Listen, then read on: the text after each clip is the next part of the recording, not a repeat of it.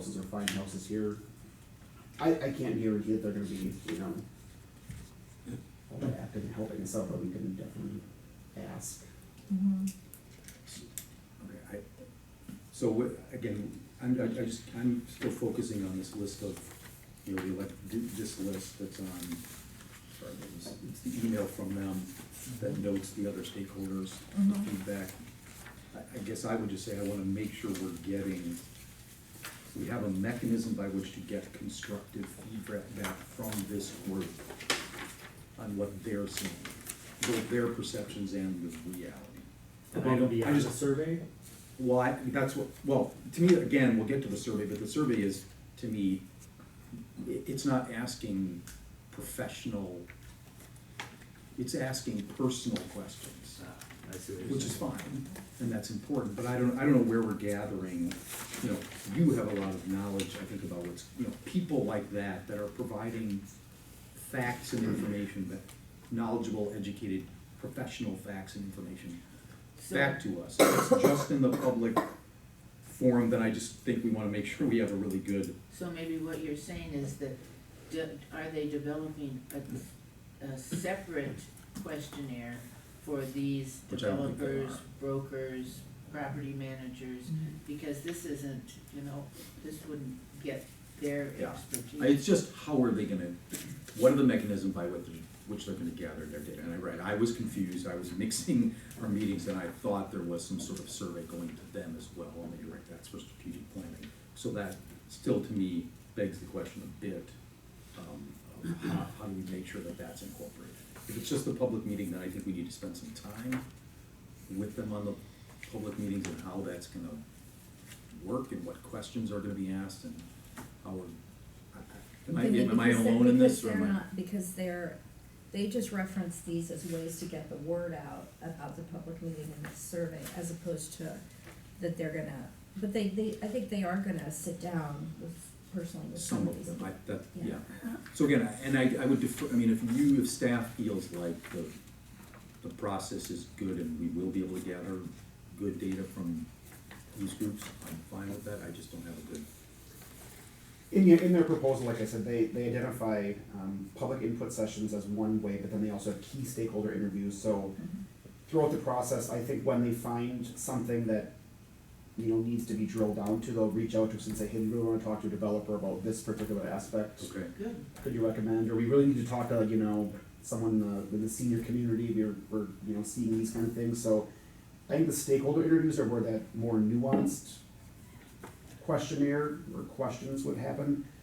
To your point, I think that the survey is very broad and, it'll get what it can.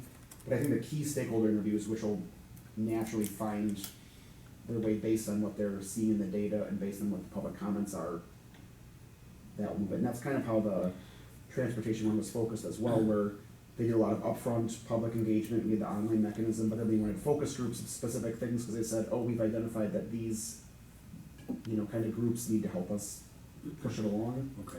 Maybe what we could do is just have staff follow up with them and maybe elaborate a little bit more on the key stakeholder interviews, what that is exactly, how many, do they have a goal?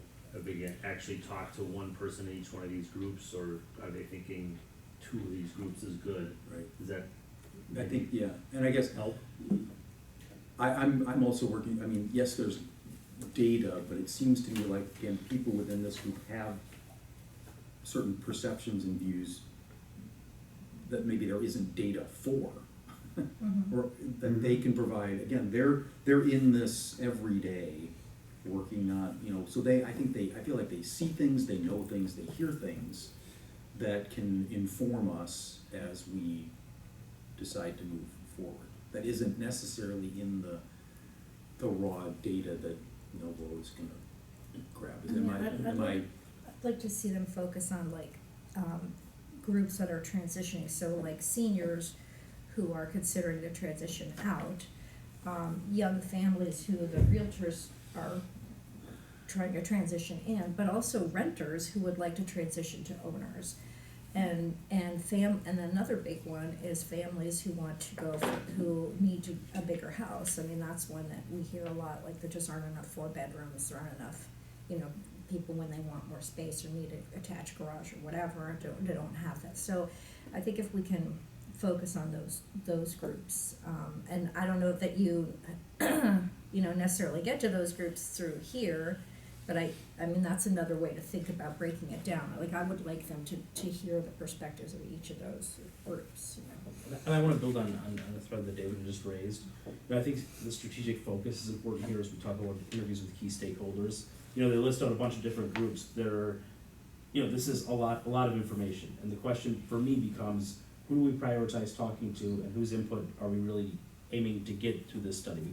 We can't do all of this. So, you know, even if they took one of each, how would you prioritize what you put in the study based on those interviews? So I'd like to hear kind of what they're, you know, do they plan on really targeting anything within this subgroup? How do they plan on incorporating more or less from different people that they talk to? You know, I'm not saying that they should discount certain viewpoints, but you know, they might have kind of a ranking system for how they incorporate these viewpoints within the study. Yeah, and I don't wanna blow out the scope Yeah. of this. I feel, I don't, again, have a good handle on, like, you know, we have property owners, like, to me, you know, they're gonna have some views on, you know, I don't know, zoning, working with the village. How is it to interact in Shorewood with respect to what you're trying to do with housing? I don't know where we're gonna get that piece of information, so it's just, you know, are we gonna give them a list of It's a who? really broad category, property owners, I mean, that's thousands. Right, and of we can people. even narrow it down more, right? So, again, this is probably more my ignorance than anything about how a process like this would work. I just wanna make sure we are gathering as holistic as possible information from as, you know, the broadest group possible, and I feel like we've nailed down the personal, the community. And I, you know, I'm just not, I don't have a good sense for how we're getting it from others, other than their comment that they will have these stakeholder interviews, and you know, that's enough, so be it, but I'd like I to- don't think we can act, sorry, but just on, because obviously you talk to those groups, they're gonna say, of course, this is what we need, because they're advocacy groups Yeah, for doing that, but is that necessarily the right thing for the community to do? I don't know how we I tell think them. that's why you're asking for the data. Yeah, so maybe I'm Because mixing data balancing with it, the, it's, I mean, I'm that's seeing the the experts value, as for having a me, lot. that's one of the values of getting someone to just come in and look at the data. yeah. And if you're, I guess Yeah. I'm seeing the experts as having some of the data. And so if you're saying, no, that all the relevant data we need, we can get elsewhere through reports, studies, blah, blah, blah, and that's sufficient, okay. I just feel like, again, this group who works professionally within Shorewood, knows Shorewood from their professional, has data that we would be interested in getting from them. And so how are we Do you getting? think they're gonna give any data other than their perception of what they want? I I don't know. think if they're first, well, they're. They'll be, meaning like, yes, they'll have additional data? Yeah, Okay. yeah, I would think so, I mean, Was that anecdotal data or actual data? I would think that's actual, you would think, you It's know. I guess it's a. I mean, like That's developers, how they do their work, you know, don't you base it on what's the housing stock and how many duplexes and, I mean, you know, all that's kind of basic, I can't imagine. Dusty, I don't mean to put you on the spot, but if we were looking for data from you as a real estate agent or broker, what would you be able to provide? with respect to housing, I mean, village housing. Simply sales data, you know, based on different types of homes. Okay, so that they'll be Which is getting from our available, assessor? yeah. Yeah, There's no, there's nothing that we know of that, other than the shortages or abundances of different styles or types of properties and the challenges in purchasing them. What the general public Mhm. knows or feels is what we hear, Mhm. but that is difficult to translate because, Good data, yeah, because they're if the general public is unable to act, this is what this is all about, is to decide where we move forward. So Mhm. You know, if we have needs, if we have wants and needs from the general public on how to make this community better, that's the whole purpose of this. So, I don't think that there's anything that we could shed light on that isn't sort of, known, in regards to how Shorewood is, you know, dealing with housing needs. Well, especially because we're landlocked and we're built out.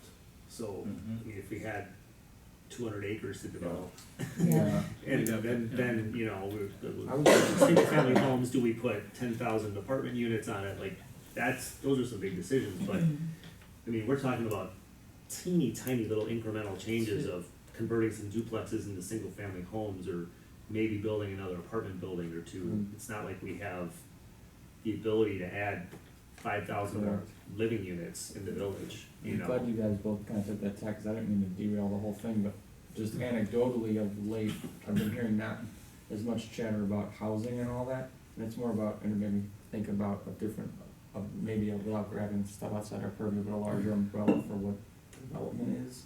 Like, I hear a lot of people talking about environmental stuff, like, I think you've talked to Right now, Josh yeah. probably. Big. You know, wondering, like, he's waiting on the housing study, I think he talked to you about it, he's like the environmental, he was just in the Shorewood magazine, the environmental czar of town or whatever.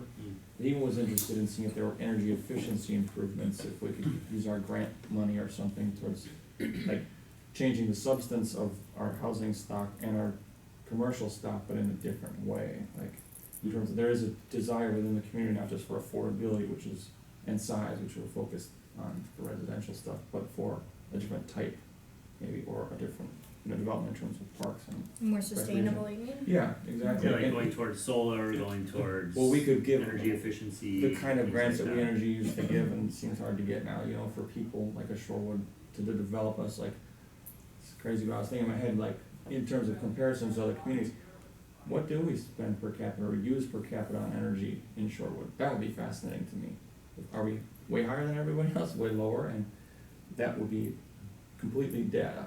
We could just say that and say, hey, we have a need here, and we would solicit information or opinions from people and say, can we spend money to develop that way, environmentally, sustainability, or things like that, I don't know. That's interesting. Derailed I think enough? I'm good. No, I think this was my own kind of process. Need another through step. my- I'm just saying, we're trying to find, we need trying to find a need for something that maybe they're going. No, I mean, it's a really It's a good interesting idea. thing, because if you think about it, I mean, there could be a whole long discussion about the fact that we are a 50-year-old, 40-year-old village with 100-year-old housing stock, which probably does all leak energy like a sieve, and Yeah. there's lots of opportunities here, maybe more so than Cottage Grove or something where their housing stock is only 30 years old, Right. so that's interesting. But that comes down to what is the priority, Yes. full circle, what is the priority of the village? I mean, what And I'm just, are that we was trying was- to do? yeah. I mean, there's lots of people that have different priorities and different interests, but at the end of the day, I think this is a good start. We need something. That's what We have virtually nothing to go off of, and this could dovetail into Yeah, some other study or two down the road where we find, there actually is this really great interest in a comprehensive solar program for Shorewood to become the next solar capital of the world for some reason, that, who knows, I don't know if that's a thing, but maybe it is.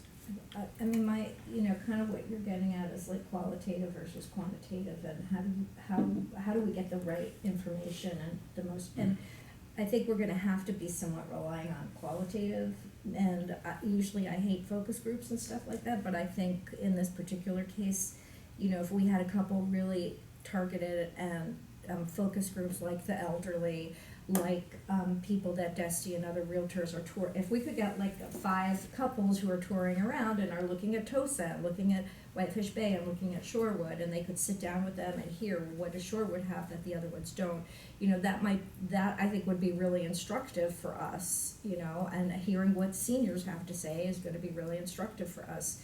So I think maybe, and a lot of these, we don't have neighborhood associations, community organization, I guess if you did like the women's club, you would get a lot of elderly women who are still, and you would get that, but, a lot of these groups we don't even have. I mean, we're gonna have to create these groups for them, which I think we can do from people we all know. But, I mean, and with this, I mean, maybe if you were trying to get to the senior experience, I mean, maybe you would have 5 people filling this out, you know, so is that even data that is, and that's not even enough people to say anything about. But speaking of that, and data, we have this unique new building for over 55. And I think, you know, being able to really talk to a group of from what I hear, it's filled now. People are extremely enthusiastic about being there. And that's a unique new thing that Shorewood has, and I don't know, a lot of other communities around us don't have that. And I think we can't ignore mining the people that are there and getting their experiences, why they're there, what doesn't work, what works, because that might be another way in terms of housing that Shorewood goes in the future. I mean, yeah, I'd be interested in a focus group on people who are living in the newer housing complexes, both, not Harbor Chase, what's it called, the Oaks. And That's the one I was talking yeah, about. and Harbor Chase is a assisted living. But like if we had, you know, a focus group of people who chose to live in the Oaks or living in the Cornerstone, Light Horse and blah, blah, blah, I mean, and then, you know, maybe the Estabrook Gardens, if we could get a focus group of people who are living in the lowest rent housing. I mean, I don't know, it's not gonna be easy to get people living in low rent housing to take time out of work to come to a meeting, but, so I think the focus groups might, in combination with this, which I think a lot of it is just, we could just get consensus, but anyway, I think we're just gonna have to kind of piece together different pieces and try to, you know, see what we get And I just wanted to piggyback on that. And I think some of the focus groups, maybe we meet people where they are, we go to them. So, you know, as building on